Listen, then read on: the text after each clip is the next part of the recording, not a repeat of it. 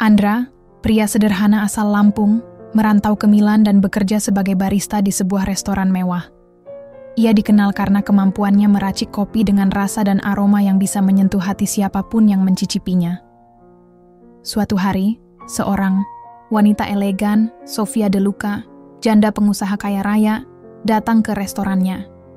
Ia terkesima bukan hanya oleh kopi racikan Andra, tapi juga oleh ketulusan di balik senyumnya. Tanpa disangka, Sofia menawarkan Andra sebuah kontrak aneh, menjadi suaminya untuk memenuhi syarat warisan dari keluarganya. Tapi, semakin Andra terjebak dalam dunia mewah itu, semakin ia sadar bahwa ada rahasia besar di balik kekayaan dan kesepian sang janda. 2 espresso, 1 lungo, 1 ristretto, subito. Andra mengangguk cepat tanpa menoleh. Tangannya sudah lebih dulu bergerak, mengalir seperti air. Mesin espresso di depannya berdengung akrab, seolah tahu betul irama hidupnya. Tangannya lincah, menggiling biji kopi, menimbang takaran, lalu memadatkan bubuk kopi ke dalam portafilter. Gerakannya presisi, seperti penari yang hafal gerakan panggung.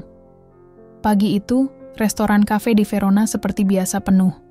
Letaknya strategis di jantung kota, Milan, dekat stasiun metro dan pusat perkantoran. Pelanggannya bukan orang sembarangan, eksekutif muda, turis borjuis, dan sesekali politisi yang butuh pelarian dari rutinitas. Tapi di balik kemewahan tempat itu, berdirilah seorang barista kurus dari Lampung, Indonesia. Ia, Andra, bukan siapa-siapa, di mata orang-orang yang datang dengan jas mahal dan kacamata hitamnya.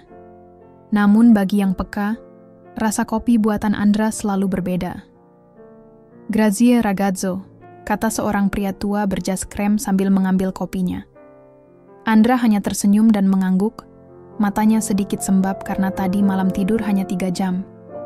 Di apartemen sempit sewaan yang ia tempati bersama 2 orang rekan senasib, suara, aci bocor dan lantai berderit menjadi teman malamnya.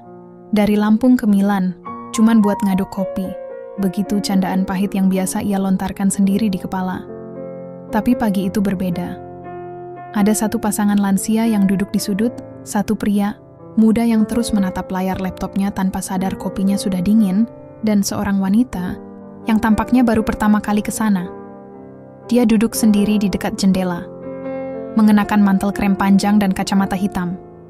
Dari gelagatnya, bukan warga lokal, tapi dari caranya duduk, membenarkan letak sendok, dan bahkan menatap barista, ada aura yang tak bisa dijelaskan. Andra sempat salah memasukkan portafilter karena mata dan fokusnya teralihkan. Wanita itu menatapnya terlalu lama. Bukan tatapan genit, tapi semacam ketertarikan penasaran. Seolah ingin membaca siapa dirinya hanya lewat cara dia menyeduh kopi. Buongiorno signora, sapa pelayan, menyodorkan menu. Tapi wanita itu hanya berkata singkat, black coffee. Strong. Surprise me. Andra mengangkat alis sedikit. Biasanya kalau orang minta surprise me, itu berarti mereka pengen diuji. Tapi siapapun dia, Andra tak bisa sembarangan. Ia memilih biji Robusta, Lampung blend yang dibawanya sendiri dari Indonesia. Disimpannya dalam kantong vakum, dan hanya ia gunakan untuk pelanggan-pelanggan yang benar-benar menarik perhatiannya. Kopi pun ia seduh dengan metode Vina 60, perlahan dan penuh kesabaran. Saat tetes terakhir jatuh ke cangkir porselen putih itu, Andra menatapnya sesaat. Ini bukan sekadar kopi, Bu. Gumamnya dalam hati. Ini secuil kampung halaman saya. Pelayan mengantar kopi itu ke meja si wanita. Andra mencuri pandang dari balik mesin kopi. Wanita itu menyentuh pinggir cangkir, mendekatkannya ke hidung, lalu menyesap sedikit. Tak ada reaksi berlebihan, hanya seulas senyum tipis, dan sepasang mata yang langsung menoleh ke arah Andra. Mereka saling bertatapan. Tak ada kata. Tapi, rasanya seperti percakapan tanpa suara. Lama. Hingga Andra akhirnya berpaling dan kembali menyeka meja kerjanya. Beberapa menit kemudian, wanita itu berdiri dan berjalan pelan ke arah kasir. Tapi sebelum keluar, ia berhenti di depan bar kopi, di depan Andra. Who taught you to make coffee like that? Tanyanya dengan logat Eropa yang tidak terlalu berat. Andra mendongak, bingung harus jawab apa. Life did, jawabnya lirih. And a bit of my grandma. Wanita itu tertawa pelan. It tasted like you lived something. Ia mengulurkan tangan. Sofia. Andra, jawab Andra, menjabat pelan. Senyum Sofia tetap terjaga.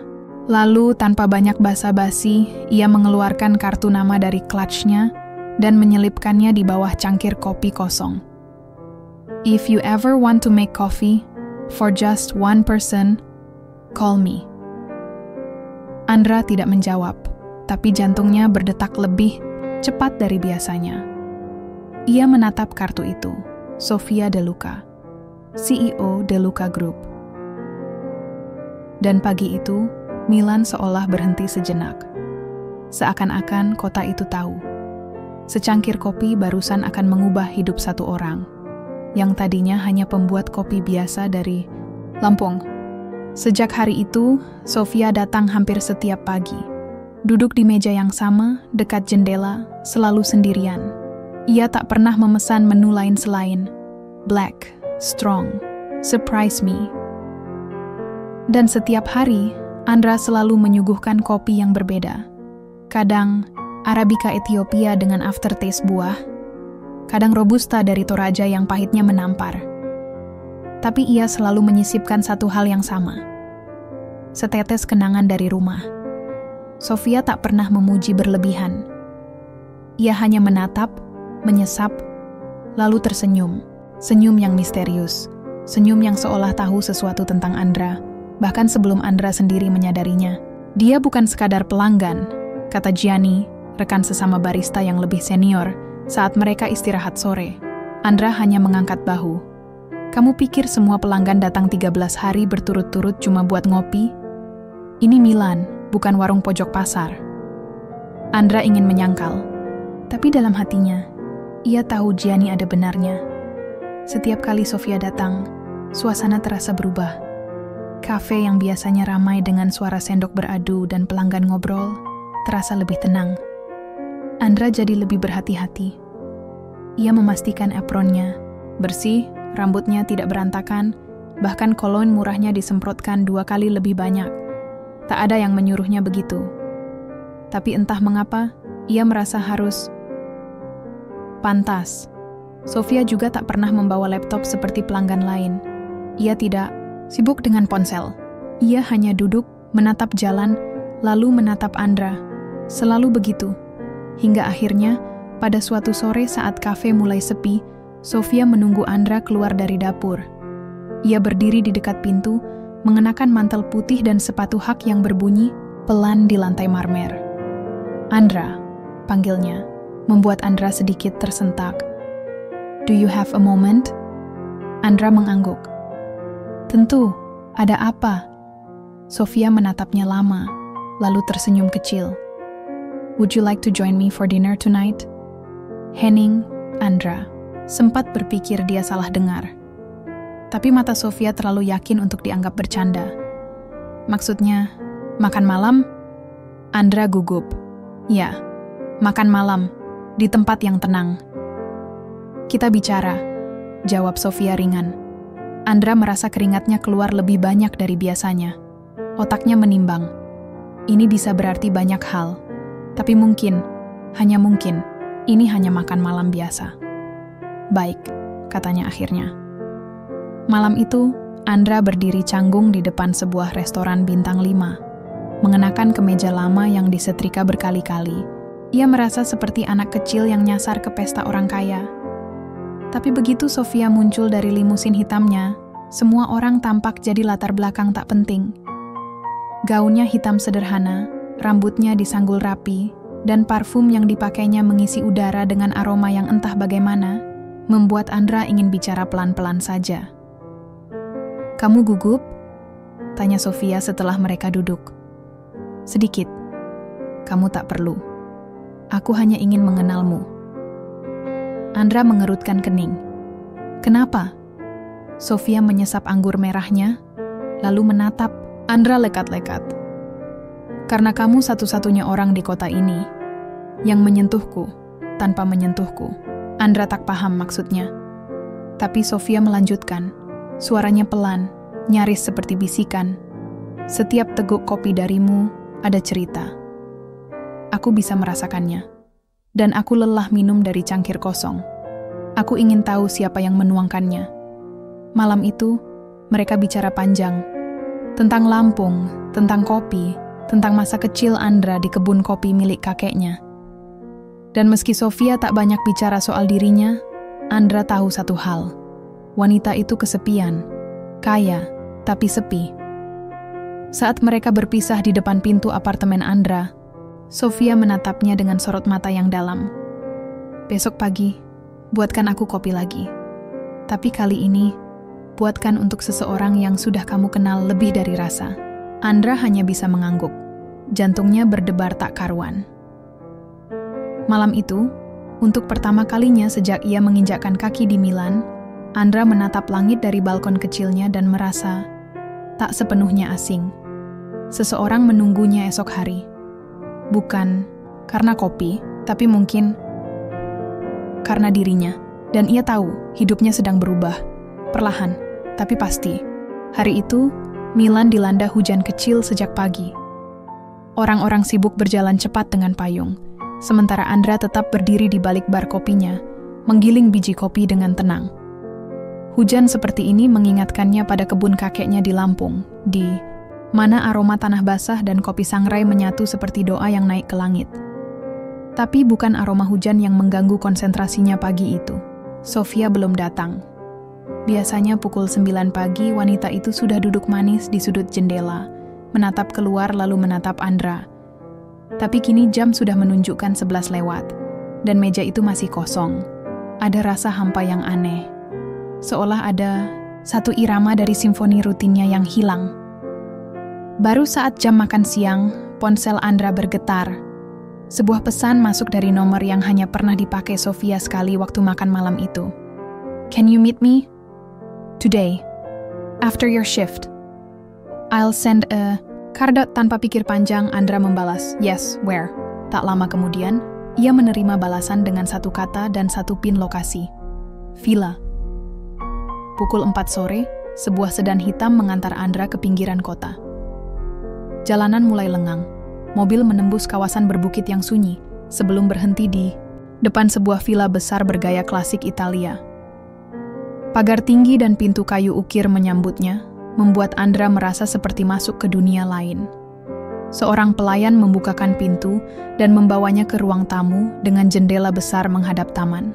Di sana, Sofia sedang berdiri, mengenakan setelan krem longgar, memandangi pohon zaitun yang ditiup angin sore. Andra, sapa Sofia lembut. Terima kasih sudah datang. Andra mengangguk gugup. Saya sempat khawatir pagi tadi, Anda tidak datang ke kafe. Sofia menoleh, tersenyum tipis. Aku butuh waktu untuk berpikir.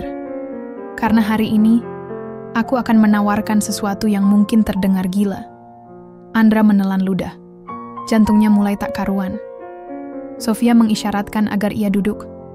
Lalu wanita itu duduk di sofa seberang, menyilangkan kaki dengan elegan, dan mulai bicara perlahan. Kamu tahu kan aku tidak punya pasangan? Andra mengangguk. Ia pernah mendengar kabar bahwa Sofia kehilangan suaminya 3 tahun lalu karena kecelakaan kapal pesiar. Sejak itu, ia jadi satu-satunya pewaris dari bisnis keluarga De Luca.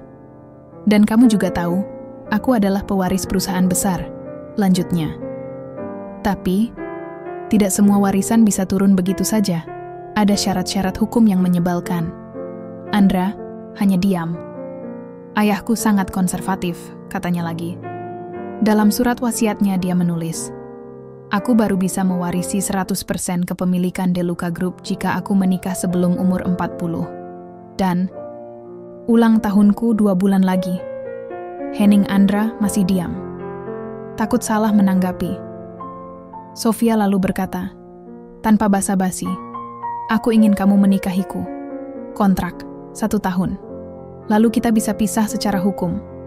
Kamu akan dapat kompensasi. Aku bisa dapat warisanku. Simple. Andra terpaku, pikirannya langsung kacau. Ini bukan skenario film. Ini kenyataan. Wanita yang tiap pagi datang untuk kopi, kini menawarkan, "Pernikahan kontrak?" "Kenapa saya?" tanyanya lirih. Sofia menatapnya serius. "Karena kamu bukan siapa-siapa." Andra terkejut. "Maksudnya?" Sofia buru-buru menjelaskan. "Karena kamu tidak akan memanfaatkanku. Kamu tidak berasal dari dunia yang sama denganku. Kamu tidak akan berjuang mencuri saham atau membuat skandal. Kamu hanya ingin hidup tenang. Dan aku tahu, kamu cukup waras untuk tidak jatuh cinta." Kalimat terakhir membuat dada Andra sedikit ngilu. Ia mencoba menyusun kalimat, tapi tak ada yang keluar selain, "Saya tidak tahu harus bilang apa." Sofia menyodorkan sebuah map coklat ke meja. "Ini kontraknya. Kamu bisa baca, pelajari. Aku tidak akan memaksamu. Tapi pikirkan ini sebagai kerja sama bisnis. Tidak ada cinta. Tidak ada kewajiban fisik, hanya formalitas." Andra membuka map itu. Isinya rapi dan lengkap. Gajinya setara 3 tahun kerja di kafe. Belum termasuk apartemen pribadi, mobil, dan akses ke dana darurat. Tapi yang lebih berat dari semua itu adalah satu pertanyaan dalam hatinya. Sanggupkah ia menjalani hidup pura-pura saat hatinya mungkin benar-benar ingin lebih? "Saya boleh jawab besok?" tanyanya akhirnya. Sofia mengangguk. "Kopi besok pagi akan jadi jawabanmu." Malam itu, Andra tidak tidur. Ia menatap plafon kamarnya yang retak-retak, membayangkan wajah ayah dan ibunya di kampung, membayangkan dirinya mengenakan jas pengantin di depan kamera wartawan. Ia hanya pembuat kopi, tapi besok, mungkin ia jadi suami dari janda miliarder. "Kau yakin, Andra?" Suara Gianni terdengar lirih, lebih pelan dari biasanya. Andra hanya mengangguk pelan sambil mengaduk espresso di gelas kecilnya. Di meja samping bar, tergeletak map kontrak yang tadi pagi sudah ia bawa kembali ke kafe. Bukan untuk dibaca lagi, tapi untuk diserahkan. "Sofia akan datang sebentar lagi," ucapnya pendek. Seperti orang yang sudah bulat hati, tapi juga siap patah hati kapan saja. Dan benar saja, 5 menit kemudian, pintu kafe terbuka, dan angin dingin bulan Februari masuk bersamaan dengan langkah tenang Sofia De Luca. Wajahnya tenang, rambutnya tertata, dan jaket kremnya tampak serasi dengan warna kopi latte yang menghangat di rak bar. Mereka tak banyak bicara. Andra menyodorkan map itu sambil menyeduhkan secangkir kopi Robusta Sulawesi. Sofia menerima kopi dan mapnya bersamaan. Gumamnya setelah menyesap kopi. "1 cangkir untuk persetujuan ya?" Andra nyaris tertawa, tapi ditahan. Yang ini lebih pahit dari biasanya. Sofia tersenyum, tapi pahitnya jujur. 3 hari kemudian, Andra secara resmi pindah ke rumah Sofia. Bukan rumah biasa, tapi villa 3 lantai dengan kebun, kolam, dan ruang baca sebesar apartemen lamanya. Pelayan datang dan pergi seperti semut di sarang. Ada supir pribadi, juru masak, bahkan tukang kebun yang bertugas khusus merawat 1 pohon bonsai di teras atas. Di kamar barunya, Andra berdiri kaku. Kasurnya besar, bantalnya empuk, tapi ia tetap tak bisa tidur malam itu. Bayangan kampungnya muncul. Ibunya yang biasa duduk di serambi rumah, sambil meracik rempah untuk kopi. Ayahnya yang suka menyisipkan petua hidup di antara gelak tawa. Dunia Andra dulu sempit, tapi hangat. Kini, luas, tapi terasa seperti museum. Hari-hari selanjutnya berjalan cepat. Sofia memperkenalkan Andra ke lingkaran sosialnya. Dari pengacara, pribadi, rekan bisnis, sampai majalah mode yang sudah tahu soal pernikahan mendadak mereka. Semuanya tersenyum ramah, tapi matanya tajam. Banyak yang mencibir diam-diam. Mereka jelas menganggap Andra hanya lelaki kampung yang numpang nama. Tapi Andra diam saja. Ia belajar jalan di karpet merah, duduk tegak di meja makan 5 bintang, memakai jas buatan tangan dan sepatu kulit yang lebih mahal dari gaji bulanannya dulu. Sofia mengatur semuanya, bahkan memilihkan jam tangan dan parfum yang harus ia pakai. Namun setiap malam, mereka tidur di kamar terpisah. Tidak ada sentuhan, tidak ada pelukan, hanya keheningan. dan secangkir kopi yang setiap pagi Andra buat untuk Sofia. Satu-satunya ritual yang tidak berubah. Suatu malam, di sebuah acara gala amal, Sofia menggandeng Andra masuk ke ballroom mewah di pusat kota Milan. Lampu kristal menggantung dari langit-langit tinggi, champagne mengalir seperti air keran, semua orang bersinar dengan pakaian mahal, dan di tengah kerumunan itu, Andra merasa seperti bayangan di balik panggung opera. "Bersikaplah seperti biasa," bisik Sofia saat mereka berjalan. "Kamu tidak harus banyak bicara, senyum saja." Andra mengangguk. Tapi dalam hatinya ia bertanya, apa arti biasa bagi seseorang yang hidupnya berubah drastis hanya dalam 2 minggu? Setelah makan malam, mereka berdansa. Musik klasik mengalun. Pelan. Tangan Sofia menggenggam Andra erat, tapi bukan dengan cinta. Lebih seperti formalitas. Sekadar mengisi mata para tamu. "Kamu lelah?" tanya Sofia pelan di tengah dansa. Andra menatapnya. Untuk pertama kalinya malam itu, ia menjawab dengan jujur. "Bukan tubuhku, tapi hatiku." Sofia tampak terkejut, tapi ia tidak menjawab. Ia hanya menatap Andra lama, hingga musik berhenti. Malam itu, mereka kembali ke villa dengan suasana lebih sunyi dari biasanya. Sofia duduk di balkon, masih mengenakan gaun malamnya. Andra datang membawakan secangkir kopi, seperti biasa. "Sofia," ucap Andra perlahan. "Boleh aku jujur?" Sofia mengangguk, menatapnya dengan sorot mata yang sedikit melembut. "Dulu aku cuma anak kampung yang bikin kopi karena itu cara satu-satunya buat tetap waras. Sekarang, aku ada di rumah besar ini. Di pesta-pesta yang isinya orang asing. Dan di sisimu tapi bukan bagian dari hidupmu." Sofia menunduk. "Aku hanya takut," lanjut Andra, "kalau semua ini menjauhkan aku dari diriku sendiri." Untuk pertama kalinya, mata Sofia berkaca-kaca, tapi ia tidak menangis. "Maafkan aku, Andra," ucapnya. "Aku pikir aku bisa menjalaninya seperti rencana, tapi sejak kamu masuk ke hidupku, aku mulai kehilangan kendali. Dan itu menakutkan." Andra tak menjawab. Ia hanya duduk di sebelahnya. Tak ada pelukan, tak ada pelarian. Tapi untuk pertama kali, mereka tidak merasa sendiri, meski dalam sunyi yang sama. Dan di bawah langit Milan malam itu, satu hal menjadi jelas. Ini bukan lagi soal kopi atau kontrak. Ada rasa lain yang mulai muncul, dan rasa itu tak bisa diatur oleh pasal hukum. Hari-hari setelah gala malam itu terasa berbeda. Andra mulai melihat hal-hal kecil yang sebelumnya tak ia sadari. Caranya menatap Sofia kini tak lagi netral. Ada sesuatu yang bergerak perlahan di dadanya setiap kali melihat wanita itu menyelipkan rambutnya ke telinga. Atau saat Sofia tertawa pelan saat Andra salah mengucap nama makanan Prancis yang terlalu ribet. Rasanya bukan sekadar kagum, bukan sekadar respek antara rekan kontrak, tapi juga bukan cinta yang membuncah. Ini sesuatu yang lebih pelan, lebih diam, tapi tumbuh dengan akar yang dalam. Dan itulah yang membuat Andra gelisah. Karena dari awal, ia tahu perjanjian ini bukan untuk cinta. Suatu sore, Andra pulang lebih awal dari biasanya. Ia ingin membuat kejutan kecil. Secangkir kopi dengan racikan khusus, memakai biji kopi eksperimental dari Ethiopia yang ia simpan sendiri.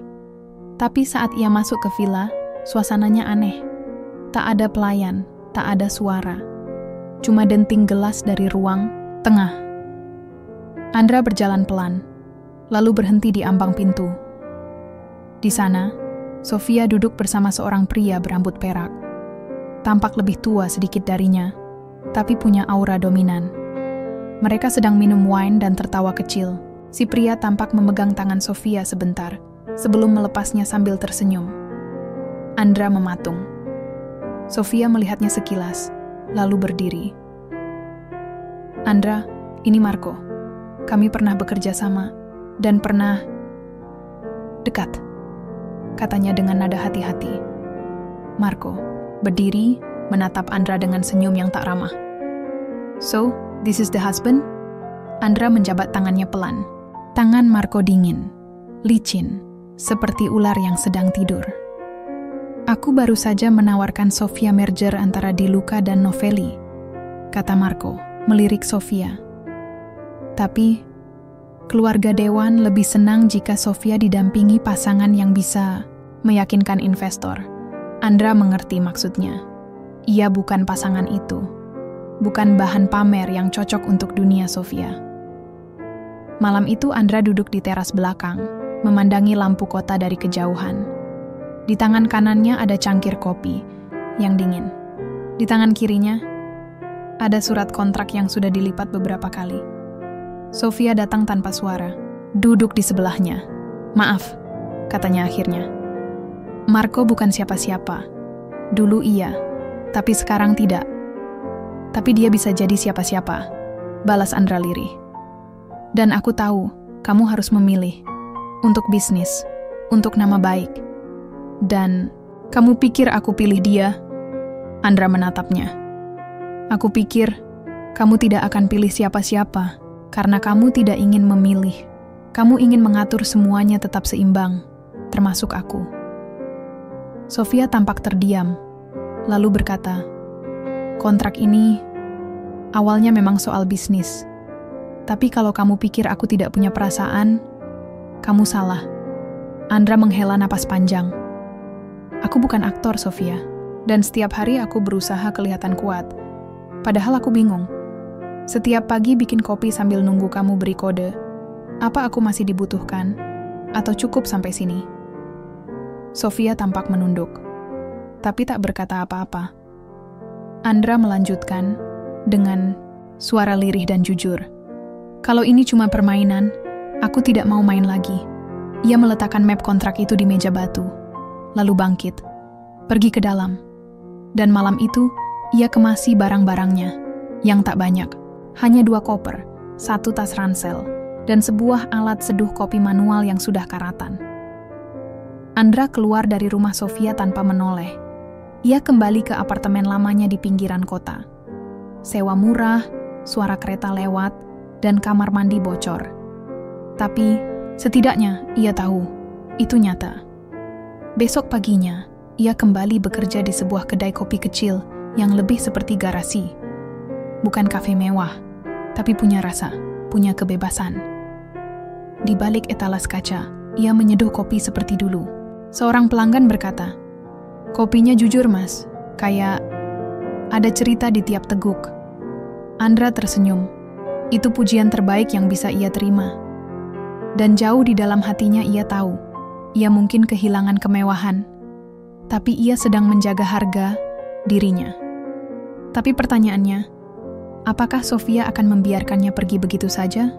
Ataukah rasa yang selama ini dipendam juga tumbuh tanpa ia sadari? 3 minggu berlalu, Andra kembali menjadi orang biasa.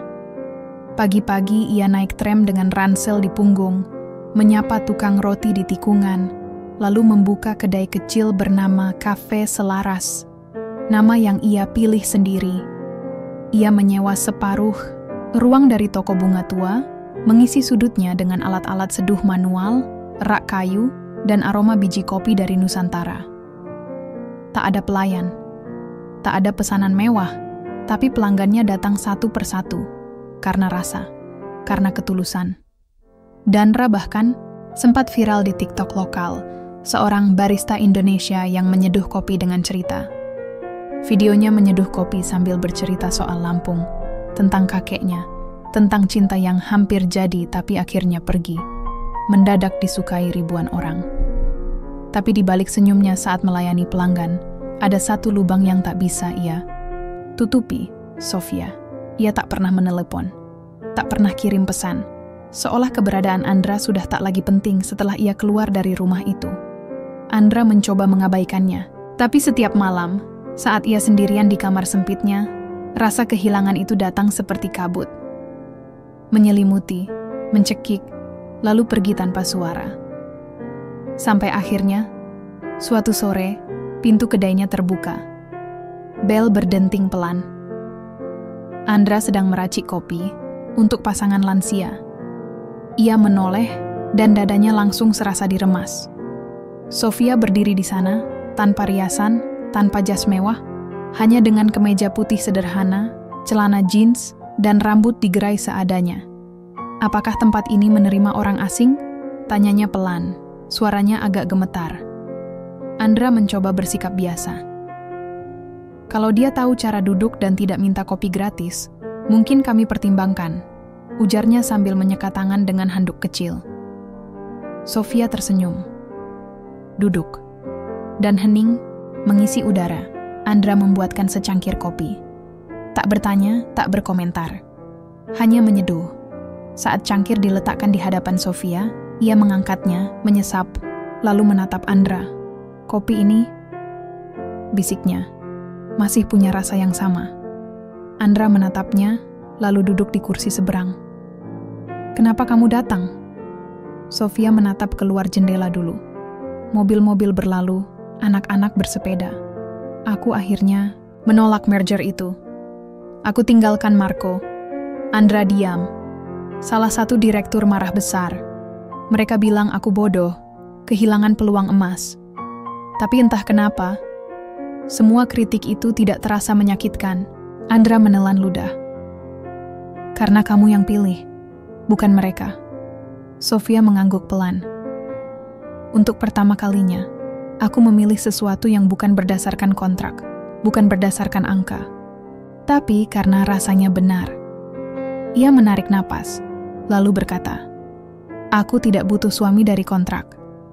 Aku juga tidak butuh aktor yang bisa bicara manis di depan investor. Aku hanya butuh seseorang yang bisa membuatku merasa hidup. Dan kamu, Andra, sudah melakukan itu. Bahkan sejak kopi pertama." Andra masih diam, tapi matanya mulai berkaca. Sofia berdiri, mengambil amplop dari tas kecilnya dan meletakkannya di meja. "Aku bawa kontrak lama kita. Sudah kucoret semua pasal di dalamnya. Yang tersisa hanya 1 halaman." Andra membuka amplop itu. Di dalamnya hanya selembar kertas bertuliskan, "Aku tidak bisa membeli rasa yang kamu bawa dalam hidupku. Maka, kalau kamu masih mau, mari kita mulai dari kopi." Dan bukan karena warisan, tapi karena perasaan. Di bagian bawah ada tanda tangan Sofia, tanpa materai, tanpa notaris, tapi rasanya jauh lebih sah dari kontrak manapun. Andra menatap wanita itu lama, lalu berdiri, mengambil cangkir yang sudah kosong, dan berkata pelan, "Besok pagi, datanglah lagi. Tapi kali ini bukan sebagai pelanggan." Sofia mengerutkan dahi. "Lalu sebagai siapa?" Andra tersenyum, mata berbinar. "Sebagai seseorang yang ingin tahu bagaimana rasanya jadi bagian dari hidupku, bukan sekadar kontrakku." Sofia tertawa pelan, lalu mengangguk. "Kalau begitu, sampai besok, baristaku." Dan sore itu, pintu kedai tertutup perlahan. Tapi pintu di hati mereka justru baru saja terbuka. Pagi itu Milan belum benar-benar bangun. Langit masih pucat, lampu jalan belum sepenuhnya padam. Embun menggantung di kaca jendela kafe selaras, dan aroma biji kopi yang baru digiling mulai mengisi udara dingin musim semi. Andra datang lebih awal dari biasanya. Mengenakan jaket abu-abu favoritnya, dia membersihkan meja, menyusun gelas, menyiapkan alat-alat seduh. Tapi pagi itu, ada satu cangkir yang ia letakkan lebih dahulu. Di meja sudut dekat jendela, tempat biasanya pelanggan duduk diam menikmati pagi, itu bukan sekadar meja, itu meja untuk dia, Sofia. Dan pagi ini, segalanya akan berubah. Pukul 06.43, pintu berdering. Sofia masuk dengan senyum lembut yang tidak dibuat-buat. Ia mengenakan jaket wol panjang, rambutnya digerai, dan mata itu, mata yang dulu dingin dan penuh perhitungan, kini tampak tenang. Nyaman. Ia duduk di kursi itu tanpa berkata apa-apa. Dandra menyapanya singkat, lalu mulai menyeduh. Ia memilih racikan paling personal, campuran Robusta Lampung dan Arabica dari Flores. Biji-biji pilihan yang ia simpan untuk momen istimewa, dan tak ada yang lebih istimewa dari pagi ini. Ia menyeduh perlahan, menuangkan air panas dengan presisi seperti meditasi. Tangannya stabil, Tapi dadanya berdegup lebih cepat dari biasanya, karena ia tahu secangkir kopi pagi ini bukan sekadar minuman. Ini jawaban dan undangan. Saat cangkir itu diletakkan di hadapan Sofia, mereka saling menatap lama. Tak satu pun dari mereka bicara. Hanya embusan napas dan gemericik dari teko air yang masih menetes sisa uap. Sofia menyesap pelan, lalu berkata, nyaris berbisik, "Kamu tahu, aku pernah punya semua yang orang inginkan. Mobil, saham, kekuasaan, tapi rasanya hambar, kosong. Bahkan dengan Marco, aku dulu tak pernah tertawa sebanyak aku tertawa denganmu." Andra duduk di seberangnya, mendengarkan dengan sabar. Aku pikir, cinta itu harus penuh drama, penuh taktik, penuh pengorbanan besar. Tapi kamu ajarkan aku hal yang sederhana, lanjut Sofia. Bahwa cinta bisa hadir lewat aroma kopi, lewat senyapnya pagi, lewat ketulusan seseorang yang bahkan tak meminta apapun dariku. Ia menghela napas. Aku ingin memilih kamu. Bukan karena kamu aman, bukan karena kamu tidak berbahaya, tapi karena kamu nyata. Dan di dunia seperti ini, itu langka sekali. Andra menatap mata Sofia. Di sana, tak ada lagi dinding, tak ada benteng. Hanya satu ruang kosong yang siap ia isi dengan rasa yang sesungguhnya. Aku juga ingin memilih kamu, ucap Andra akhirnya. Bukan karena kamu bisa memberiku dunia, tapi karena kamu membuat aku merasa punya tempat di dalamnya. Sofia tersenyum. Perlahan, ia menyentuh tangan Andra di atas meja. Tak ada pelukan dramatis. Tak ada ciuman ala film romantis. Hanya genggaman. Kecil, hangat dan tulus. Dan pagi itu, Milan terasa seperti Lampung. Tenang, bersahabat, penuh janji. Setelah kedai tutup siang hari, mereka berjalan menyusuri kanal Navigli. Sepanjang jalan, mereka tak banyak bicara. Tapi itu cukup, karena diam, mereka tak lagi kosong. Sofia menggenggam tangan Andra sambil berkata pelan, "Setelah ini, aku akan mengundurkan diri dari jabatan CEO. Aku ingin membuka sesuatu yang baru." Andra mengernyit. "Baru? Apa?" "Kedai kopi," jawab Sofia sambil tertawa kecil. "Tapi bukan seperti milikmu, lebih besar. Tapi kamu yang pimpin. Namanya Selaras de Luca." Andra terdiam. "Kamu yakin?" Sofia mengangguk. "Aku tak pernah seyakin ini. Karena sekarang, aku tidak lagi mencari warisan. Aku mencari hidup." Sore itu, langit Milan dilukis semburat oranye. Dan di salah satu sudutnya, ada dua orang yang tadinya hidup dalam perjanjian, tapi akhirnya disatukan oleh rasa yang tak bisa diketik di atas kertas. Kopi terakhir di pagi buta itu bukan penutup, tapi permulaan. 2 bulan setelah pagi itu, papan nama baru dipasang di jantung kota Milan. Tidak megah, tidak mencolok, tapi punya gaya khas. Selaras de Luca, kopi dari hati untuk yang berani merasa. Kedai itu tidak berada di tengah gedung pencakar, langit atau pusat perbelanjaan mewah. Justru terletak di pojok jalan kecil, di mana langkah kaki terdengar lebih jujur, dan aroma pagi tak tertutup bau parfum mahal. Tapi setiap harinya, pengunjung datang dari berbagai kota. Bukan karena kopi buatan Andra bisa menyembuhkan luka, tapi karena tiap gelasnya membawa sesuatu yang hilang dari dunia cepat ini. Ketulusan. Di dalam kedai, suasananya hangat. Banyak kayu, banyak cahaya alami. Dan di dinding, tergantung foto, berdua, Andra dan Sofia. Bukan foto pernikahan ala majalah mode, tapi foto candid, saat mereka berdua tertawa, mengenakan celemek penuh noda, tengah berebut adukan kopi. Ya, mereka menikah. Tapi tak banyak yang tahu kapan. Tak ada pesta besar, tak ada pesta dansa dengan tamu-tamu berjas. Hanya pernikahan kecil di gereja tua, dihadiri 2 pelayan lama Sofia, dan seorang imam yang mengira Andra adalah penerjemah, dan mereka bahagia, tanpa paksaan, tanpa kontrak. Sofia kini bukan CEO, tapi ia sibuk membantu komunitas, mengajarkan manajemen pada ibu-ibu pengusaha kecil, membina program beasiswa untuk barista dari negara berkembang, dan menyapu halaman depan kedai tiap pagi. Andra kadang masih tersenyum sendiri saat melihatnya menyeka kaca sambil bersenandung lagu dangdut hasil translate Google. "Kenapa kamu nggak balik jadi CEO aja?" tanya Andra suatu sore sambil menakar. "Kopi," Sofia menjawab santai. "Karena di sini aku merasa dilihat. Di sana aku cuma nama di belakang laporan bulanan."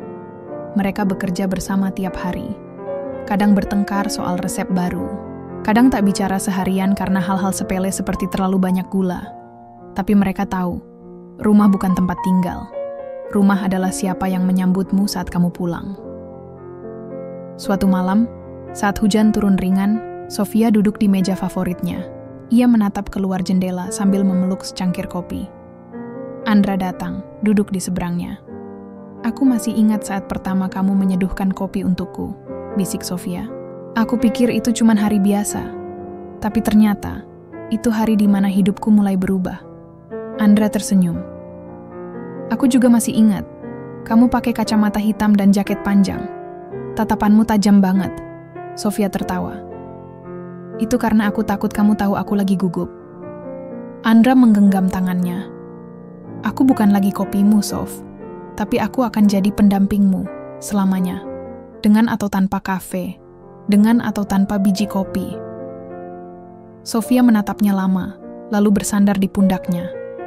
Dan malam itu, tak ada jazz. Tak ada orkestra besar. Hanya bunyi hujan. Dan dua orang yang dulu bertemu karena racikan, tapi akhirnya menyatu karena rasa.